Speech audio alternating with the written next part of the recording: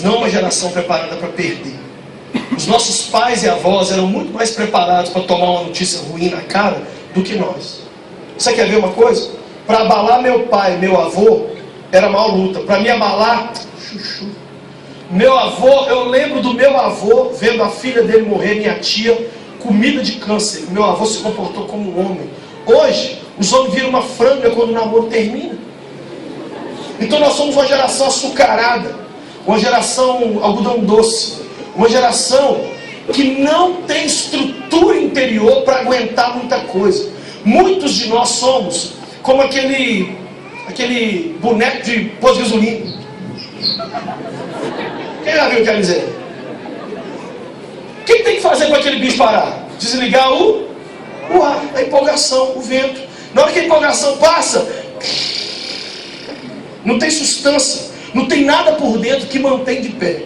Mas tem uma raça de homem e de mulher que é a raça que vai conquistar o mundo, que são aqueles que Deus conta. Deixa eu fazer uma pergunta: se Deus tivesse uma missão difícil para fazer hoje à noite aqui no Jaraguá, Ele poderia contar com você? Você tem estrutura, você é o capitão Nascimento de Deus para dar baculejo no capeta, em quem for. Você tem estrutura para aguentar alguma coisa forte. Deus pode contar com você para ser essa geração forte que vai mudar essa região. Pode? Pode ou não? Então para isso você tem que ter duas coisas. Quando o dia mal chega, só duas coisas te mantêm de pé. Primeiro, o que você aprendeu desse livro aqui. Se você não aprendeu esse livro, você é cobaiaça. Por exemplo, você está passando falta de dinheiro, mas você se lembra de Filipenses 4,19. O meu Deus, segundo a sua riqueza em glória, vai suprir cada uma das minhas necessidades. De calcinha, de danoninho, de gel cabelo, de óculos. Deus supre todas, fala comigo, todas. Você não passa perreio porque você lembra da sua Bíblia. Você está sozinho, está se sentindo triste, como eu, no dia que sepultei minha mãe. A minha mãe morreu quando eu tinha 14 anos, e meu pai logo foi para os Estados Unidos. E eu virei pai e mãe das minhas duas irmãs mais novas. Fiquei cuidando das duas irmãs mais novas, eu com 14 anos de idade, precisando de alguém para cuidar de mim, e eu tenho que cuidar das minhas irmãs. Por que eu não pirei, não me matei, não meti uma bala na minha cabeça? Por causa do Salmo 27:10. Ainda que meu pai e a minha mãe me abandonem, o Senhor me acolherá. Vocês estão olhando para um dos caras que mais teve doença no mundo. Pensa uma doença. Agora pensa a variação dela perigosa. Eu tive. Pensa uma outra. Tive doença com força. Fui desenganado 3 vezes. Mas eu conheço o que está lá em Êxodo capítulo 15, que diz: eu sou Jeová Rafá, o Deus que cura. Eu conheço Isaías 53, que diz: pelas suas feridas fomos sarados. Quem não conhece a sua Bíblia não tem resposta para dar para as circunstâncias da vida. A Bíblia é a única resposta que muitas vezes nós vamos ter para dar. Não tem, olha, não tem subterfúgio. Não tente arrumar uma outra coisa. Não venha na igreja para receber um download das bênçãos. Aprenda você a palavra de Deus, porque isso vai fazer a diferença entre você ficar de pé ou não de pé amanhã. E a segunda coisa que vai nos manter de pé, sabe o que é? As experiências que tivemos com Deus. Quem não tem experiência com Deus não tem estrutura para aguentar nada. Um arranhão no carro no fim do culto faz você falar besteira. Arranhar meu carro, o que eu vou fazer aqui? Ai, meu Deus, está calando demais. Ai, Jesus Nazaré, o ano já começou com o pé esquerdo. Sabe o que é isso? Gente que não teve experiência com Deus. Vou te dar um exemplo. Eu falei aqui que eu já fui muito doente, mas eu já vi Jesus me curar muitas vezes. Curar muitas vezes. Eu já vi Jesus entrar no quarto de hospital em Boston, e eu passando mal, todo entubado, depois de ter sido trazido à vida depois de um ataque cardíaco, com desfibrilador. E Jesus entrar no meu quarto e me curar instantaneamente. Do médico entrar e falar assim: você não ia sair daqui nem daqui a 20 dias, mas seu último exame aqui, você está melhor que eu. É coisa que eu vivi, não dá para transferir isso para você. Aí outro dia eu estou tomando banho, saí do banheiro igual Adão veio ao mundo. Cheguei na frente do espelho, estou saindo nesse tupete. Quando eu levanto o braço, um monte de caroço aqui. Um monte, mas é caroço grande. E o pior tipo de caroço é aquele que não dói. Eu apertei os caroços, não doía. Falei, Jesus de Nazaré. E estou vendo um monte de caroço surgindo nas dobras do meu corpo. Sentei assim na cama. Fiquei um pouquinho abatido. Eu já sei o que é isso aqui. Putz, eu já tive meningite, já tive diabetes, já tive reumatismo no sangue, reumatismo nos ossos, eu já tive câncer, eu já tive tanta coisa, eu já sei os sintomas. Eu sou meio que formado em medicina. Eu levantei e falei assim: caroço, deixa eu contar uma história aqui, meu irmão. Tem uma música para você. Eu não tenho medo de empelotar, eu não tenho medo de nenhum de vocês, eu não tenho medo de você, eu não tenho medo de você crescer, eu não tenho medo de nenhum de vocês, eu não tenho medo de você. O verdadeiro amor lança fora os caroços, o verdadeiro amor lança fora os caroços, o verdadeiro amor que vem de Deus me ensina a não temer. E comecei a dançar um axé pros caroços. Não contei pra minha mulher, porque minha mulher nunca teve nem gripe na vida, então ela nunca foi curada. Como ela nunca foi curada, ela nunca teve experiência nessa área. Como ela nunca teve experiência nessa área, se tiver um arranhão no corpo dela, ela acha que ela está com câncer terminal. Tem calado e os caras aumentando, e aquela luta. Se eu for no médico, eu já sei o que ele vai falar. Meu filho, você não está com câncer, está com metástase. Eu já sabia. E fiquei, eu calado, e todo dia eu cantava a música do Caroço Doido. Verdadeiro amor lança fora. Eu falava: o que vocês estão fazendo, querida? O que vocês estão fazendo? Vocês não tem outro, sai! Caramba, eu já enfrentei, foi sua mãe aquela vez lá em Boston, que eu fui tratado no melhor hospital de câncer de Boston, e eu fui curado. Foi do seu pai, caramba. Você sai do meu corpo. Deu 8 dias, 9 dias. Levantei de manhã, fui para frente do espelho. Eu só podia cantar na hora que a Patrícia não estivesse em casa. Que mulher muito radar ligada. O que você está cantando? Quando eu levantei, eu tive que cantar a música do nada, porque não tinha mais nada. Nada, sumiu tudo. Muito bom.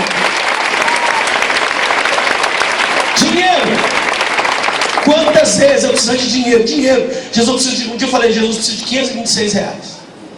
Preciso me dar 526 reais. Eu não tenho. Tem que pagar a conta. Eu não tenho. Eu estava na igreja, dentro do culto.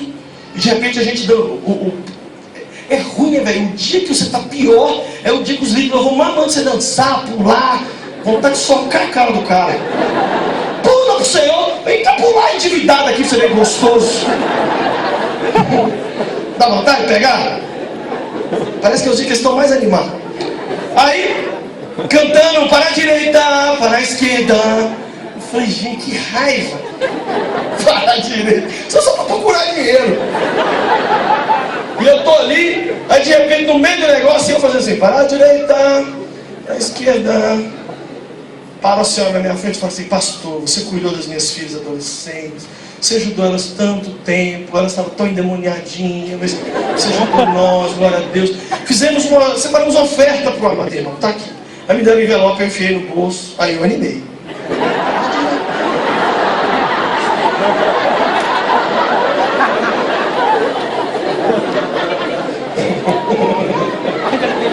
Chiclete com banana entrou com força. Aí eu não aguentei, no meio da música eu abri o cheque. Gente, 526 reais o cheque. Eu falei: Jesus, o senhor não é joia não, o senhor é joia, o resto é bijuteria, que coisa mais louca. O cheque não falou do que eu queria. Espírito Santo, aí comecei, fiquei doido. O Espírito Santo falou assim: você não acha que é dinheiro santo demais para ficar com você, não? Porque Jesus tinha explicado. Eu pedi 526, só me deu. Deixa eu terminar o testemunho aqui, vai ficar lindo. Sabe quando a mãe fala com o filho uma coisa, ao invés de repetir, ela só cruza os braços e fica olhando? Eu senti que o Espírito Santo só cruzou o braço. E nessa noite ele não vai ficar insistindo com muitos de nós aqui não. Porque ele é um cavaleiro. Ele fala uma vez, duas, você não quer não. Ele olha para você e diz assim: ok, eu conheço quem quer. Eis que estou à porta aí. Se quiser, se ouvir, se abrir, eu faço um forró com você. Não quer não? Essa frase não foi feita para não crentes. Essa frase está registrada numa das igrejas da Ásia. Cristo está à porta da casa do crente. Ele bate no coração do crente. Porque muitas vezes quem Jesus mais tem que convencer não é o mundo, é a gente. Porque a transformação vai vir através da gente. Mas para a gente ter experiência com Deus, primeiro a gente tem que se desarmar e abrir o nosso coração. Porque senão, se você viver 2014 igual você viveu 2013, você não pode esperar resultados diferentes. Tem gente que entrou no ano novo e falou assim: e aí, Senhor, o que vai ter de novo? Deus é que está olhando para você, cabeção, e te perguntando: o que você vai fazer de novo nesse ano? Para atrair alguma coisa nova de mim. Um monte de gente falando: Senhor, cadê Deus de Elias, hein? Que não faz chover fogo. E Deus está lá de cima assim: cadê os Elias que vão me emocionar para eu mandar fogo nessa bagaça aí? Você tem que mudar. Eu tenho que mudar. Para a gente ver alguma coisa diferente, tem que começar em nós. E se tem uma coisa que nós temos que fazer em 2014, é ter experiências com Deus muito mais profundas e constantes do que a gente teve em 2013. Eu fico indignado, porque eu sei que tem muito mais para mim. E eu muitas vezes estou na superfície. Sabe o medo que eu tenho de chegar no céu? Jesus fala assim: vem cá comigo. Que bom que você chegou.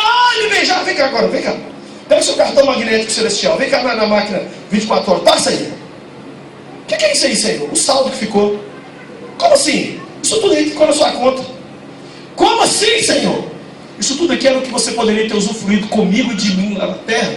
Mas você resolveu viver na superfície. Você achou que eu te dar um marido, e te dar uma casa, e te passar num concurso, era tudo que você queria na vida. Eu te dei.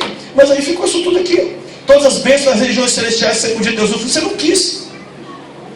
Eu não quero deixar saldo na máquina celestial. Quem também não quer? Deixa eu ver. Se eu tenho direito a alguma coisa, eu quero. Se eu posso voar, eu não quero arrastar. Se eu posso ver anjo, eu não quero ver homem. Se eu posso ouvir novas línguas, eu quero mais. Quem quer mais com Deus aqui? Eu quero, chega! É a pessoa que está comendo arroz, a vida inteira está feliz. Ai, que arroz bom! Você pode viver a vida só na superfície, sem experiências, mas você não será uma pessoa preparada para marcar essa geração. Aconteceu com um homem em 1800, que ele pegou um navio na Inglaterra e foi para os Estados Unidos. Uma semana atravessando o Atlântico. Quando ele chegou lá nos Estados Unidos, o capitão na beira do navio cumprimentando todo mundo. Quando esse homem passou, o capitão falou: moço, nunca você foi lá no restaurante para o jantar, nem para o almoço, nem para o café. Por que você nunca foi comer conosco? Ele falou: eu não fui, porque eu sou muito pobre, estou me mudando de Londres para Nova York, e eu só tinha o dinheiro da passagem. Então eu trouxe um pacote muito grande de biscoito, e eu fiquei tomando a água do navio. E o capitão disse: a comida estava incluída na passagem. Olha para quem está do seu lado com cara de mal e fala assim: as experiências estão incluídas na cruz. As experiências estão incluídas na cruz, hein, mano? Quem fica nervoso quando lê a Bíblia e o apóstolo Paulo fala assim: eu fui até o terceiro céu? Aí você fala assim: eu não fui nem no primeiro. Quem fica nervoso quando alguém fala assim: eu expulsei um demônio? Fala assim: eu não vi. Ah, eu vi anjo. Você fala: não, eu não expulsei nem demônio. Eu cheguei a uma conclusão: eu quero ser conhecido por ser uma pessoa que vai marcar esse mundo pelas experiências que eu vou deixar. O meu grande legado não vai ser camiseta, nem livro, nem nada. Eu quero deixar para os meus filhos a história de como o pai deles foi louco o suficiente para ter uma caminhada diferente, radical com o Espírito Santo. É assim que eu quero viver, porque foi isso que eu herdei da minha família. O meu avô morreu aos 95 anos de idade, há 2 anos atrás. Sabe o que eu e meus primos fizemos? Colocamos uma máquina filmadora na cara do meu avô e falamos: vô, conta suas experiências com Deus pra gente. Sabe quem foi meu avô? Evangelizou todos os presidentes da República pessoalmente, de Getúlio Vargas até o Lula. Leu a Bíblia mais de 100 vezes. Ganhou toda a minha família para Jesus, uma família de mais de 200 pessoas. Ele foi em cada um individualmente. Ele fundou igreja, ele batizou pessoas, ele expulsou demônio. E ele ficou contando. Aí meu avô deixou, sabe o quê? 2 casas, um carro e um sítio. 8 filhos. Você acha que os filhos saíram no pau para poder ficar? Até hoje os filhos estão lá esperando para poder ver o que vai fazer, negócio de herança. Ninguém está desesperado por causa do que o vovô deixou. Mas adivinha o que o vô deixou? Que o pau comeu, que faltou pouco falar palavrão. A Bíblia dele, que ele leu 100 vezes. Adivinha quem deu soco, internada e Hadouken no mundo inteiro lá, e humildemente levou a Bíblia dele.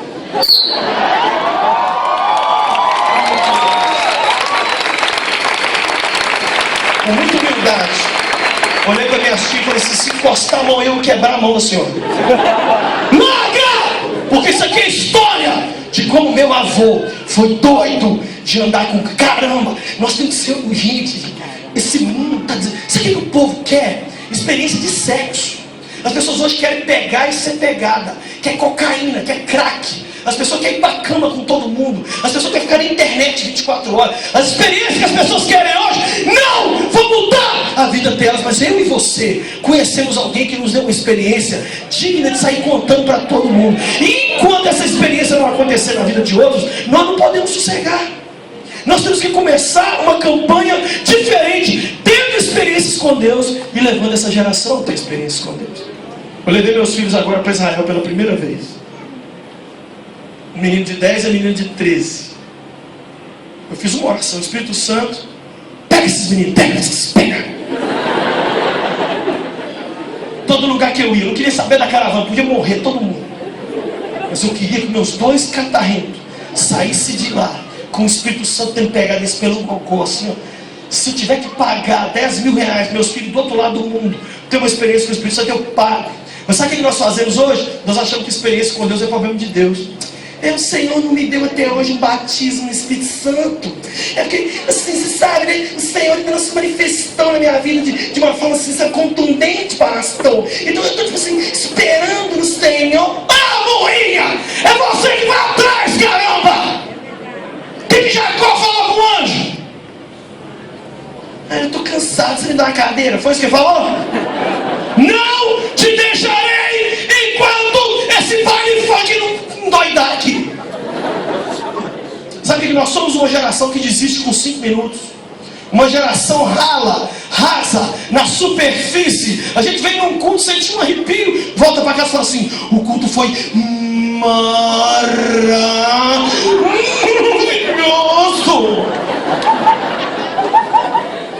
O trem nojento tem muito mais. Quem acredita que tem muito mais?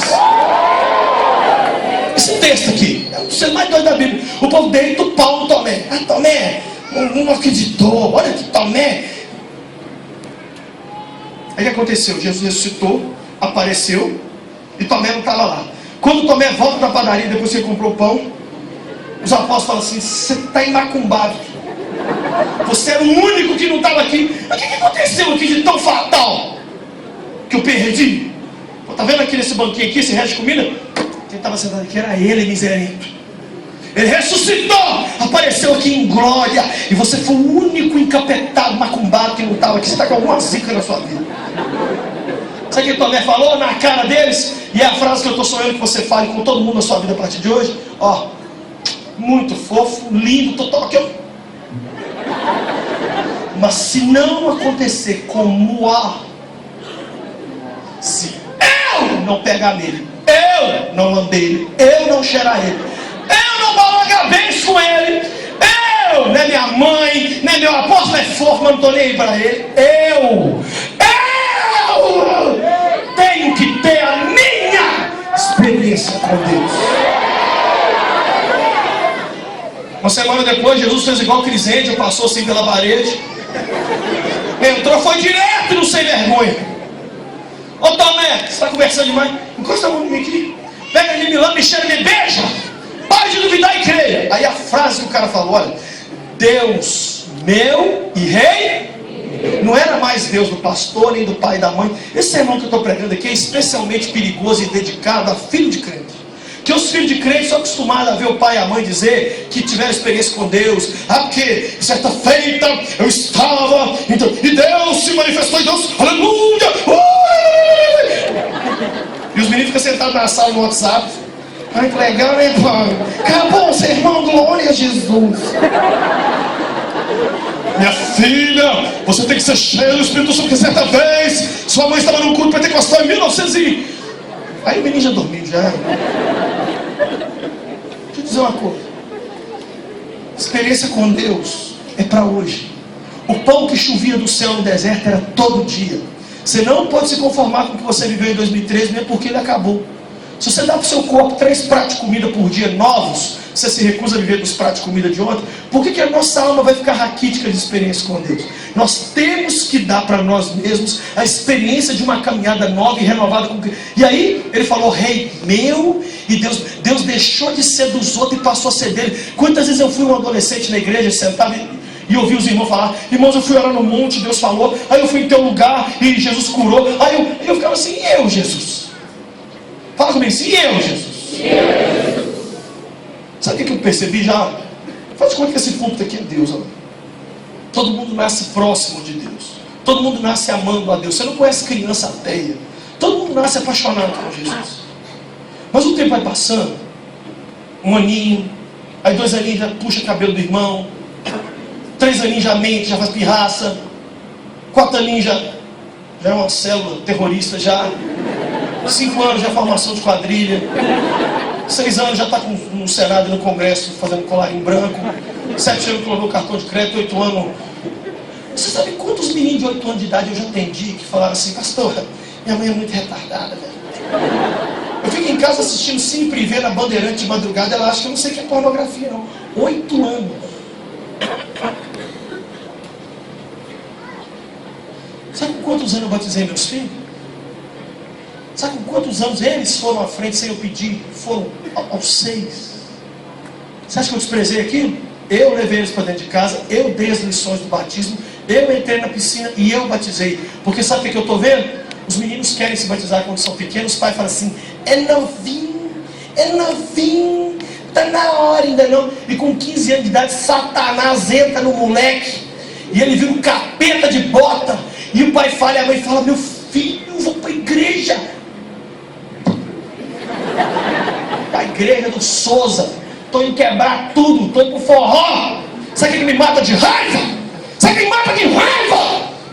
Para os crentes, 10 anos de idade é novo. Para Satanás, 3 anos de idade é velho. Todo homossexual que eu atendo, Satanás tocou ele lá na primeira infância. Os abusos, as mentiras, tudo lá atrás. O diabo, presta atenção. À medida que você vai caminhando para longe dele, você não nota. Deus fica te mandando recado, filho, pode você estar indo? Oh, papai, te amo. Coisa linda. Você é a cara da riqueza, Deus, te amo, tchau. Peraí, só e vai falar. Com 15 anos de idade, sendo crente ou não, a maioria das pessoas que eu conheço já tiveram muito mais experiência com o diabo do que com Deus. Porque a gente se esquece que ao se afastar dele, a gente se aproxima de um outro, um santo, chamado São Tanás. Quem conhece o São Tanás? Eu atendo os jovens hoje, sabe que se você pegar a minha caixa de e-mail e ler, é tão punk, meus e-mails. Eu recebo assim 1.000, 2.000 e-mails por dia. Sabe o título dos e-mails? Esse e-mail é a minha última coisa antes de suicidar. Fui abusado e estou abusando dos outros. Estou jantando a menininha da igreja dentro da igreja. Estou vendendo droga dentro da igreja. Não, acabou assim. Hoje você tem uma ideia, as experiências com o Satanás estão tão fortes. E aí a gente vai pregar o evangelho para os jovens, prega assim, vem para Jesus, gente que sabe assim, vai ficar purpurinada. O cara fala assim, pô, na rave que eu fui ali, eu vi uma loucura muito maior. Se você não começar a ter experiências com Deus, o pior não é que você vai ficar sem elas, não. É que elas serão substituídas por aquelas do outro lado. Não tem como você não ter experiências com alguém. Não tem como algum espírito não estar dirigindo a sua vida. Se você não tem experiência com o Espírito Santo, com algum espírito você vai ter. Ou com o espírito da pombagira, ou com o espírito da ganância, ou com o espírito da mentira. E aí você sabe o que é o grande problema? Preste atenção, uma folha em branco. Imagine uma folha em branco. É muito mais fácil uma folha em branco para você começar a escrever, sim ou não? E uma folha que já está toda escrita, que primeiro você tem que apagar. Você sabe o que é o grande trabalho do Espírito Santo com os crentes? É desconstruir. Porque primeiro ele tem que apagar a bebedeira, apagar a pornografia, apagar a prostituição. E esse trabalho de desconstrução, ele é feito através das experiências com Deus. Vocês estão olhando para um menino que eu fui preso na pornografia, anos, dentro da igreja. Cristo teve que fazer um trabalho comigo. Por quê? Porque eu trabalho com jovens. Eu lido com o grupo feminino mais solteiro, bonito e carente que existe. Como é que o pornográfico vai mexer com menina solteira? Uma hora vai fazer uma besteira.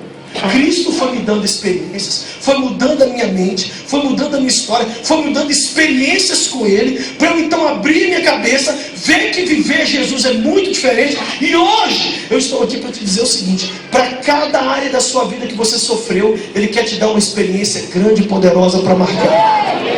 Vou te dar um exemplo. Pedro negou Jesus quantas vezes? E lá no final, em João capítulo 21, ele confessou que amava Jesus quantas vezes? Para cada uma ferrada na vida, para cada uma coisa errada, para cada uma pisada na bola que você deu, Cristo quer não te punir, não. Ele quer te dar uma experiência louca, para te mostrar que o que Ele tem para você sempre foi melhor do que a proposta lá de fora. Você crê nisso? Eu creio, e é isso que eu estou buscando para a minha vida. E eu vim aqui nessa noite dizer para você que eu reuni minha família, falei assim: gente, nós temos que correr atrás de ter experiência com Deus.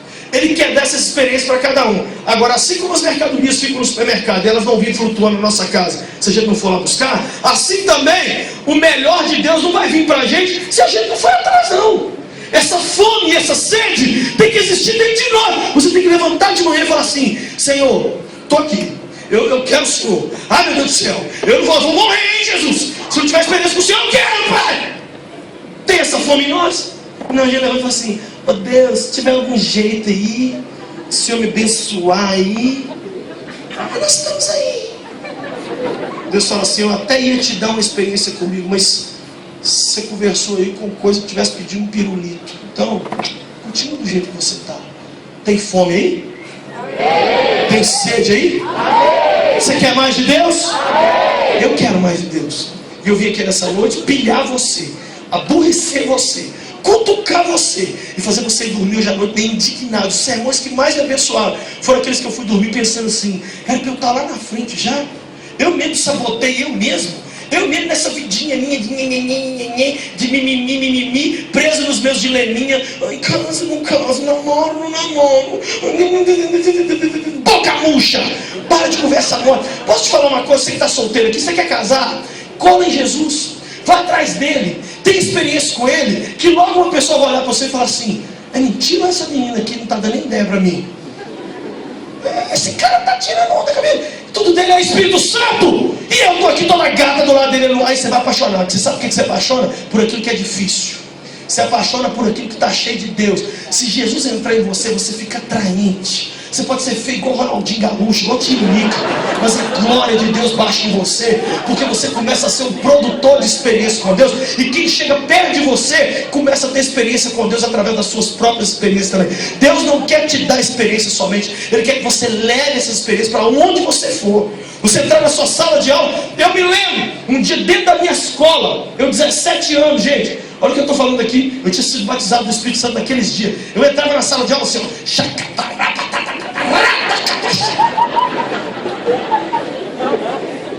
sentava para assistir a aula, o pessoal colava papel nas minhas costas. Aleluia, mestre, glória a Deus. Eu não era pastor, era escambau nenhum. Eles batiam no meu cabelo e riam de mim. Um dia, em maio, eu me levantei assim, diante da turma, falei assim: até o fim do ano Deus vai mostrar para vocês se vale a pena ser como eu ou se vale a pena ser como vocês. Amém, mestre, senta aí, cala a boca, pastorzinho. Quando deu setembro, eu fui o único aluno da escola que tinha passado de ano, em setembro. E começou a vir os moleques, tudo caladinho perto de mim. Ó, velho, ensina matéria aí. Ora por mim, que o bicho pegou.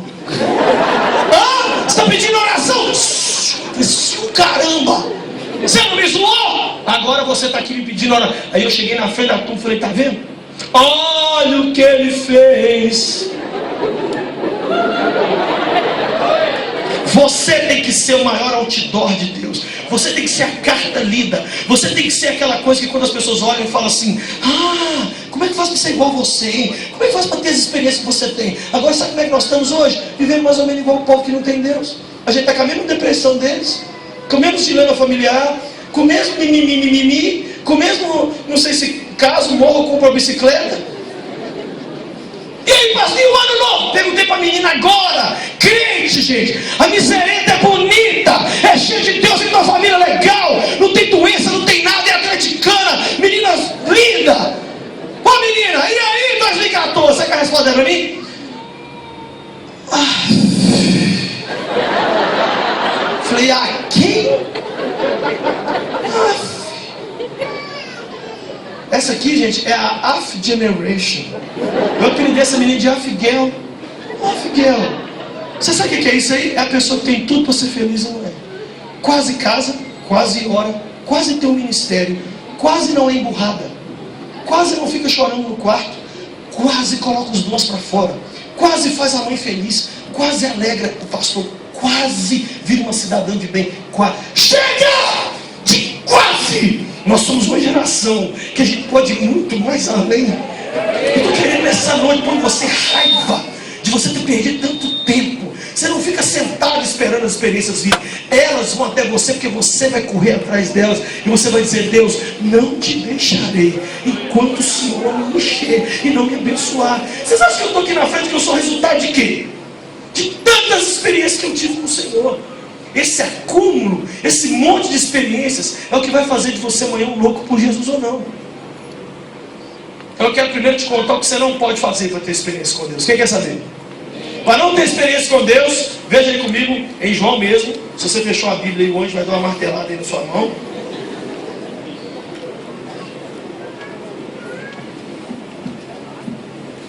Se você quer ter experiência com Deus, você não pode. Olha aí, João 20, verso 19. João 20, 19. Ao cair da tarde daquele primeiro dia da semana, estando os discípulos reunidos a portas trancadas por medo dos judeus, Jesus entrou, pôs-se no meio deles e disse, paz seja convosco. Tendo dito isto, mostrou-lhes as mãos e o lado, e os discípulos se alegraram quando viram o Senhor. Diga comigo, se eu quiser ter experiência com Deus, eu não posso ser discípulo trancado. Os caras estão tudo trancados. Jesus teve que passar pela porta. Sabe o que significa isso? O Espírito Santo, além de ter que mudar o nosso coração, ele ainda tem que desarmar a gente. Sabe por quê? Da religiosidade, de pensamentos preconcebidos. Por exemplo, num culto como esse, Cristo pode fazer o que ele quiser? Pode ou não pode? Mas e se implicar em borrar sua maquiagem? E estragar sua chapa e fazer queimar seu filme diante do garoto que você gosta? E se ele te der um som do risco de colocar aqui igual enceradeira maluca, rodando aqui, enfia para debaixo desses bancos aqui? Na minha igreja, um dia veio um pastor psicopata lá, começou a ministrar. E tem uma irmã na minha igreja, uma senhora velhinha de 70 anos, aquelas irmãs fofas de coque, conversa para dentro, sabe? Oi, dona Maria. Quando eu estou ali assim na igreja, a nossa igreja lá é muito grande, eu estou vendo uma senhora correndo assim, aviãozinho. Jesus, que é aqui? O sapato voou, o coque desfez. Falei que o pastor estava do meu lado. Eu estou lembrando de uma pessoa da TV. Falou quem? É a bruxa do 71. E veio que é trem passando. Quando veio passando assim, eu vi que era Dona Maria. Eu falei, Dona Maria, tudo bem? Ela falou assim, Jesus é mais demais!